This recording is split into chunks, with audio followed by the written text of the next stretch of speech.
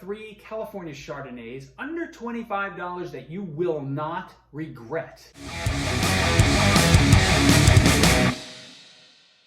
Welcome back to Drinking It In. I am your host, Chris Casera. We are here to help you know more and drink better. And today, or in this episode, we're going to talk about 3 California Chardonnays under $25 that you will not regret. And I guarantee it. I get a lot of questions around California Chardonnays that I like, that don't break the bank. And I figured I'd do a little video on 3 that are always reliable, generally pretty easy to find, and are diverse, a bit diverse in their own right. So here goes. No particular order, but number 1, La Crema, Sonoma Coast. Now, La Crema is a pretty big producer. You probably see a bunch of their Chardonnays and Pinot Noirs on the shelves. But they do a really nice job producing their wines. Now, in this Chardonnay, what I typically like in a Chardonnay, what I typically like is something that has a little oak, right? But it's not overdone. So I want to get in any of my wines, right? Anything, something that's balanced between the fruit and any sort of oak treatment. So La Crema typically does that very well. And their wines are along the fruit profile of lemons, pears, and apples. And I often get a bit of a shortbread cookie note in their wines, which maybe due to the oak treatment, but it doesn't come across as a vanilla or a brioche bomb, right? It's a little shortbread cookie in the wine. So it's really nice, well balanced. Generally, I think even under $20, the Sonoma Coast. And it was our house Chardonnay for a bit, and probably will be again, because it's reliable, and both my wife and I love it.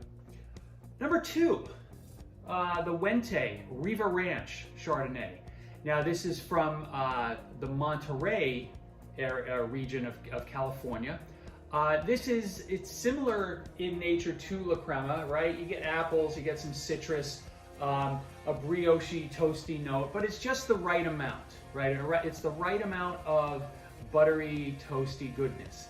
And the first time I had this wine was at a wine dinner in Aruba, like 14 years ago, and I've had it a number of times since, and it's always a winner.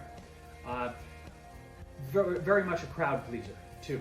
So if you have somebody who's kind of on the fence about Chardonnays, this is one I'd start them with.